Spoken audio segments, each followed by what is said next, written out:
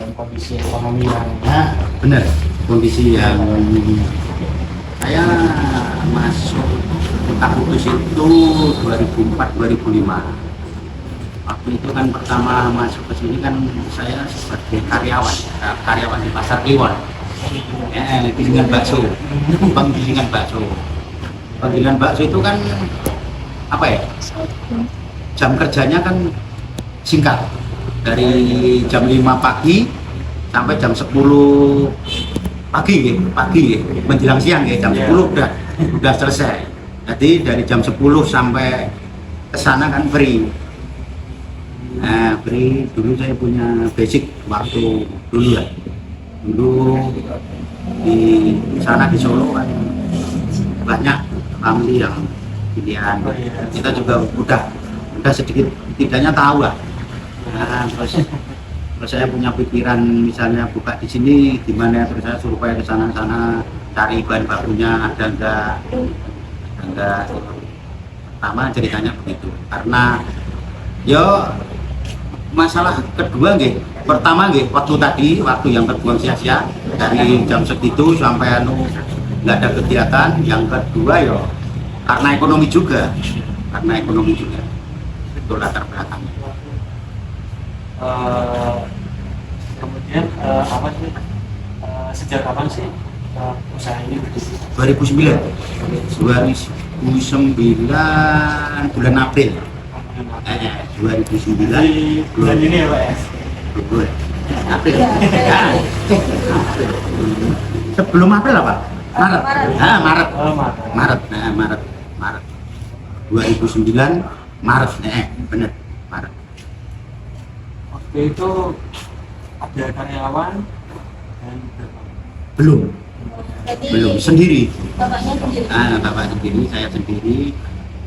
Siapa sendiri, pokoknya buka usaha sendiri, owner sendiri, karyawan sendiri, mumete sendiri. Namanya Bapak Talas kan kayak begitu. Jatuh bangun selama kurang lebih 3 tahun lah. 3 tahun sendiri, jatuh bangun namanya orang usaha, Bapak Talas, ya kayak begitu lah. Makanya pesan buat jeneng-jenengan itu ya buat pembelajaran. Usaha itu tidak mudah. Kalau namanya usaha, semua orang kalau punya uang, punya modal bisa niru. Tapi masalah keberuntungan, masalah nasib itu tetap Tuhan yang menentukan. Kemudian latar belakang apa sih yang kok bisa diselamatkan sini? Pertama nih, keluarga punya usaha kayak begini. Namanya ya Nangka Murah kan. Nangka Murah di Solo juga banyak, di Purwokerto juga ada. Yo anak people, nama itu yang keluarga. Tapi mereka ya gimana ya mungkin kurang pengalaman atau kesininya nggak melakukan evaluasi atau masih stagnan gitu. Kalau terus saya buka di sini, saya namakan Takaswara Group, terus saya patenkan nama saya itu udah paten semua ya. Nah, jadi untuk meniru saya punya dasar hukum, misalnya meniru nama atau apa menu yang nyerempet-nyerempet, itu bisa saya tuntut. Ini saya menjagani hal yang nggak diinginkan kan, banyak plagiator itu kan banyak. Iya. Gitu. Yang membedakan angkringan ini tuh apa? Menu kita. Kalau angkringan biasa itu kan ya intinya saya melakukan ini, mengikuti tren zaman. Kalau kita nggak ngikuti tren, nggak ngikuti kemajuan zaman, kita ya wis sama kompetitor kita kan kayak gitu kan. Makanya kita ya mungkin yang membedakan angkringan kita sama yang membedakan dengan yang lain mungkin menu ya, terutama susu.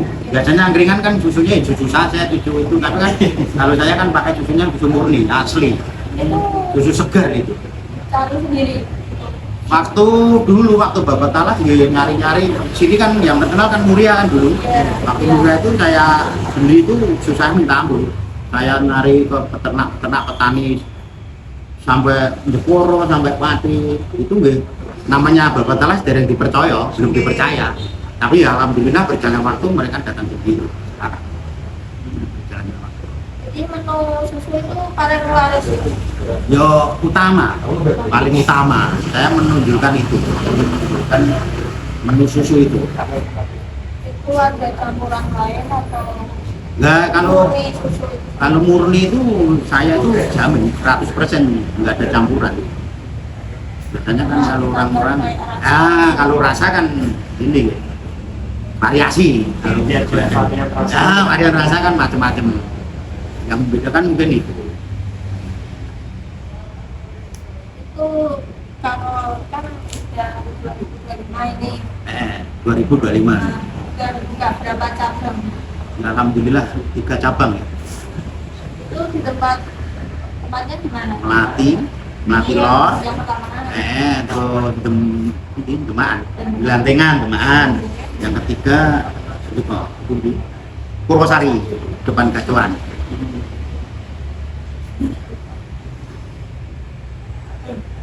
Ampun.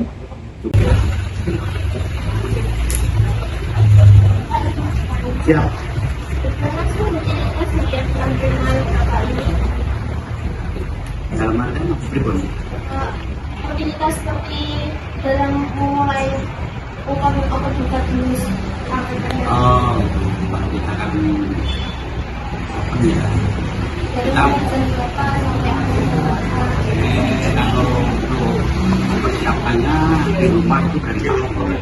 Tapi kalau buka paruh, buka angkringan ini open order itu jam 4 sore. Stop order jam 12 malam. Tapi warungnya beroperasi berapa jam ya Kak? Dari penghasilan ini? Operasi yang ditoto-toto buka dasar itu ya jam 3 sampai lagi. Kalau tutup di open order pokoknya jam 12 malam itu stop order. Tapi untuk beres-beres itu kan 1 jaman. Jam 1 malam baru beres ini. Jadi intinya jam 4 sore, jam 3 sore sampai jam 1 malam aktivitas kita. Apakah semua diproduksi sendiri atau ada bapak yang ambil dari supplier? Kebanyakan malah dari supplier. Titipan itu mbak, jajan-jajan itu kebanyakan titipan. Tapi kita punya SOP sendiri, punya produk sendiri gitu. Misalnya saya punya produk mau menjual ini, tak tawarin ke orang-orang terdekat dulu. Kamu bikin produk kayak begini, makanan kayak begini dengan rasa begini satu juga. Taruh di sini.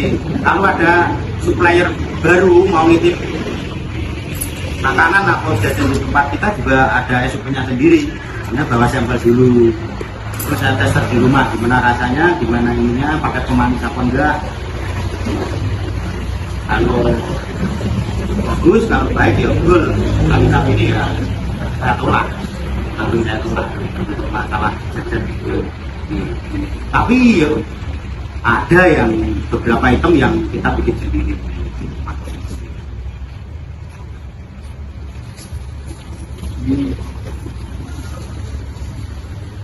Ini saya Pak Yaya tanya, bagaimana sih Bapak mempromosikan angkringan Kakak Semura ini?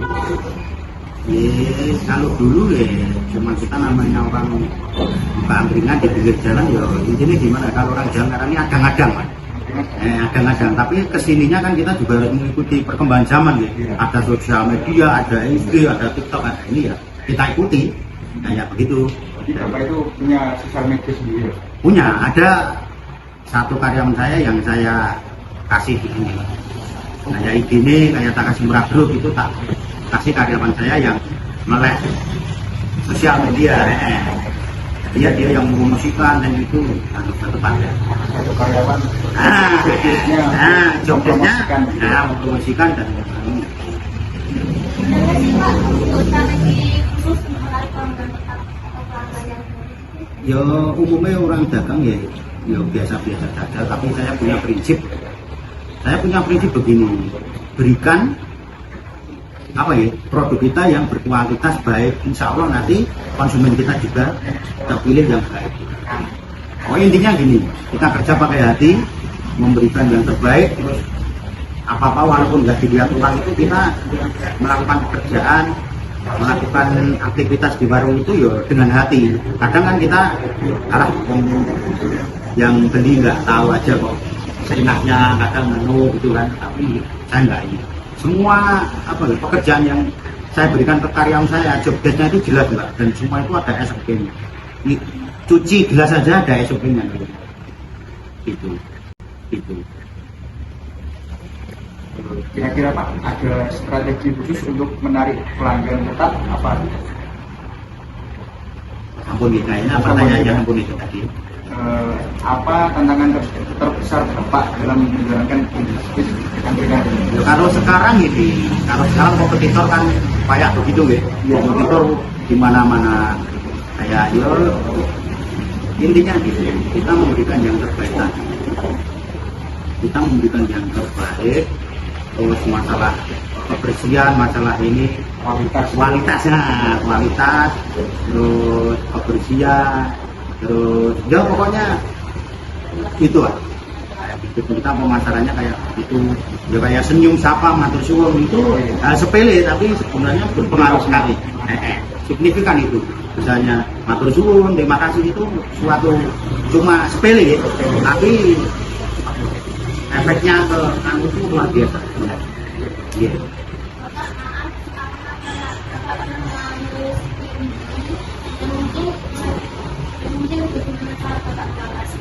Sering Pak, apalagi kemarin kita ke hantam COVID itu 2 tahun itu saldo saya itu 0%. 0 rupiah.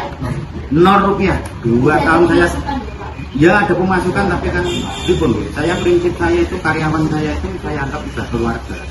Nah sini aku enggak walaupun kondisi saya gimana pun enggak itu loh, menilongi gaji karyawan itu enggak berani. Haknya karyawan loh, gimana caranya 2 tahun loh enggak COVID kemarin. Saya dihantam 2 tahun saldo saya itu sampai 0 rupiah. Jadi muter pokoknya ini karyawan inti saya prinsip saya malah gini. Pokoknya karyawan saya harus masuk. Anak-anak karyawan harus tempat tetap sekolah seperti ini.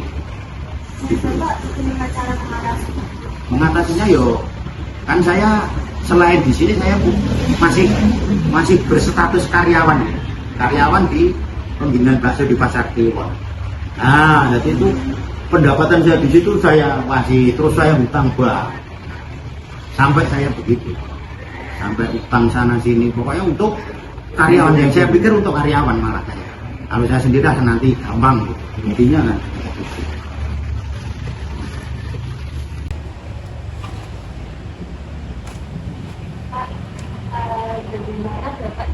Dari mana cara Bapak untuk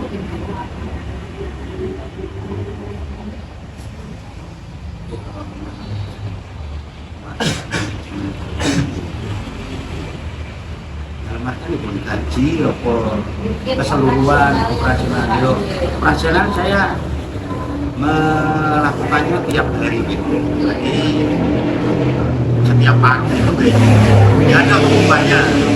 Misalnya Takashimura 1, Takashimura 2, Takashimura 3, ini pendapatan kotor berapa, terus nanti buat belanja, buat bayar karyawan pun saya juga harian. Jadi buat belanja ini nanti buat belanja gini, nanti kalau sisa ya itu untung saya itu kalau namanya orang dagang kan ya enek ada untungnya ada ruginya kayak garis besarnya ya manajemen keuangan kita ya per harian, jadi pulang malam itu ini buat bayar karyawan, buat belanja, terus ya udah tutup buku guys. Hari ini selesai malam ya guys, selesai besok lagi ya, yang intinya harian tiap hari. Itu catatannya dalam bulan buku Takashimura itu bukunya berapa nanti misalnya ada semua bukunya. Mungkin ada adminnya gitu Pak. Betul ternyata nggak ada, nah sendiri adminnya ya sendiri belum. Pak, kalau rencana ke depannya untuk usahanya Bapak nanti satu pendidikan Ya namanya orang rencana tetap ada. Iya. Ini ya buka lagi terus bermanfaat lagi buat orang. Gini loh Mbak, aku intinya ini kadang banyak deh yang DM apa WA, Pak masih ada loker mah ada ini, apalagi waktu nanti waktu lulusan sekolah itu yang memotivasi pribadi saya sendiri Mbak. Jadi bermanfaat untuk orang lain. Dan saya itu cari karyawan itu enggak rumit amat itu. SMA itu juga karyawan saya itu semua lulusan SD semua, kan enggak ada yang sekolah, kadang enggak ada sekolah. Karena saya niatnya gitu tadi bermanfaat membantu. Kalau saya menerima karyawan yang khusus lulusan SMA atau sarjana, terus mereka ya kesempatan saya kan kasihan juga. Iya kan? Ya, gitu. Yang memelihara mereka siapa ya masih. Sebenarnya keinginan mereka itu juga sama, pengen diberi kesempatan. Benar itu anak-anak yatim semua itu Mas. Gak punya anak ibu, gak punya bapak, pokoknya ya saya mencarinya niat saya gitu. Dan gimana gitu? Dengan berjalannya waktu kayak dituntun Mbak. Jadi kayak wis diparingi loh. Jelas dibuka info lowongan kerja di Taka Semura Group. Apa kuwi syarat pendidikan tidak diutamakan, yang penting bisa baca dan ngerti Pak. Nah, semua karyawan saya ada itu S1 itu lulusan STAI itu dari lulus SMA terus ikut saya setahun, terus ngomong kalau Mas misalnya saya nyambi kuliah bisa tak dorong Pak, dan mereka semua saya kasih kesempatan, misalnya mau itu tak dorong, tak kasih kesempatan gitu, asalkan dia punya tanggung jawab. Itu sampai lulus itu S1 itu yang di sini, yang senior di sini itu S1 itu. Kemarin sempat tak nawarin kalau ingin kerja di tempat lain, kalau ingin yang lebih bagus, semua karyawan saya gitu Mbak, tamu gitu. Kalau misalnya ada kesempatan untuk bekerja di tempat lain yang kesejahteraannya lebih dari kita, monggo mboten gundel.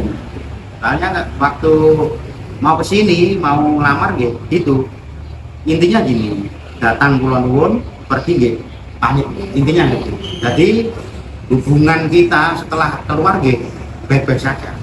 Kan banyak karyawan saya yang udah keluar tapi masih sering, misalnya masih main, kalau malam minggu kadang bantuin, masih sering.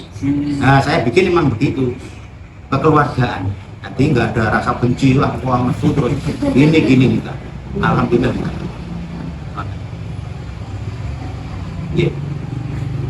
Seiring perkembangan zaman, sebenarnya di Taka Semura 1, 2, dan 3 itu memberikan maksudnya pemesanan lewat aplikasi sudah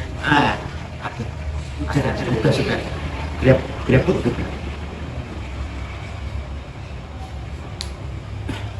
ngikuti zaman Mas Indra ngono ya gue kelengkapan. Di dalam kategori Bapak sendiri itu memang melek dalam dunia internet. Iya harus ya mengikuti, kalau nggak mengikuti bener Mas, kompetitor kita gitu kan bener istilah mempertahankan lebih sulit daripada merebut itu Mas, bener itu. Karena yang saya lihat di luar sana kan memang banyak dari mereka yang sulit bertahan karena memang kurang inovasi, kurang ini biasanya begitu. Dan kalau orang tua kan mungkin nggak ngikuti kayak begitu, yang anak mudanya biasanya menurut saya mungkin dia mengejar itu instan, prosesnya itu nggak dinikmati, nggak ini namanya dari awal kan saya sudah bilang tadi, usaha kayak begini tuh gampang Mas ditiru. Kalau kita punya tempat, punya uang aja pasti bisa ya, tapi itu ada faktor itu tadi yang buat kita bertahan. niat kita, cara pandang kita terhadap karyawan, pandang kita. Namanya dagang ini gitu. Namanya orang dagang ini tidak melulu untung loh, tidak melulu untung loh. Orang dagang itu tidak melulu untung, Ini dengan campur suatu saat dengan misalnya dari pedagang atau pebisnis nopo tak, tidak melulu untung. Untung itu pun dia kayak dagang nonton itu misalnya sepi, seminggu ada sepinya 2 hari, nonton kan dibalas ramai sehari pun tutup. Seminggu orang ya macam itu. Tapi kan ini jelasinnya ini kadang lo kasihan. Saya itu loh, non saya loh nih. Kalau nggak hanya menyebut anu gitu, saya itu bener. Mereka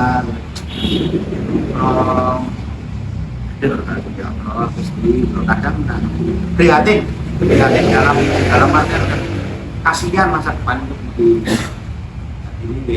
Ya aku nggak melarang gitu. Saiki yang namanya sekarang ya supaya begitu, tapi ya semoga nggak kita yang guys depannya apa namanya depan itu bukan tambah gampang lah, tambah sulit saya itu. Makanya dengan kalau kasih tahu dengan hati-hati dalam melangkah, dalam mumpung dikasih kesempatan, apa gitu belajar kuliah macam itu suatu anugerah. Banyak teman-teman yang jenengan pengen nyawang jenengan, tapi gini di sini aja nih dia pesen yang lo hati-hati gunakan kesempatan baik mungkin.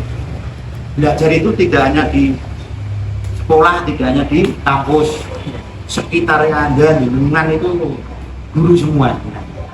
Saya itu sekitar jenengan yang jenengan sakit ngaji, sakit peka, sakit anak itu ada guru nih jenengan.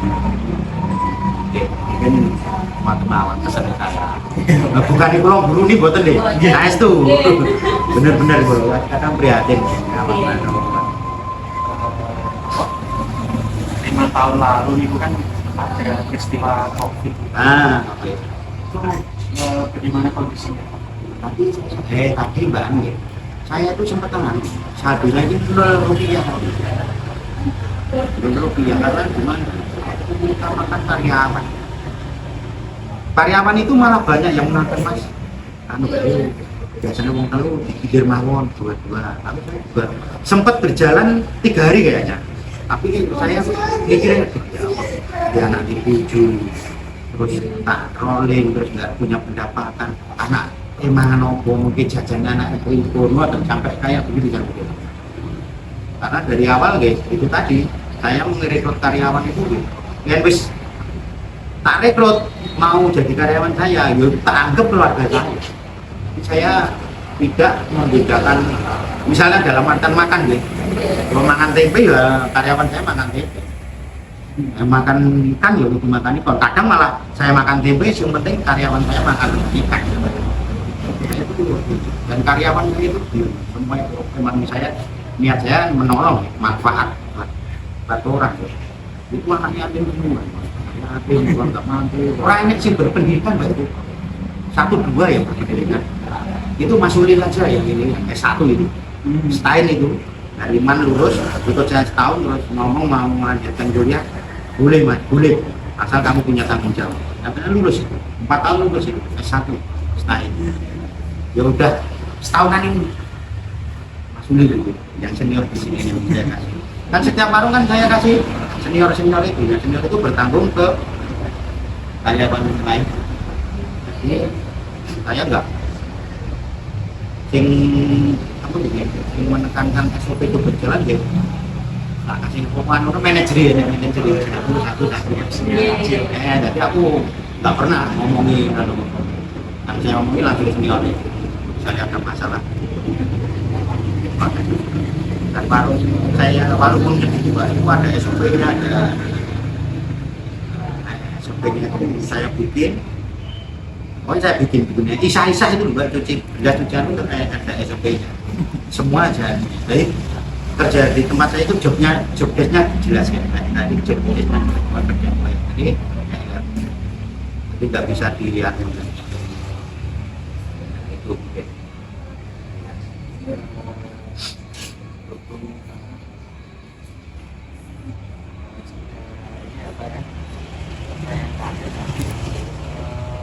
mewakili teman-teman saya. Ya.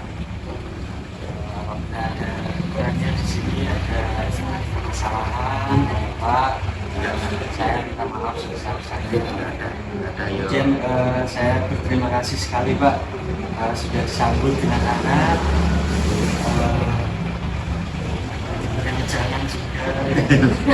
Itu memang sangat menyentuh Pak, pada kami anak-anak muda.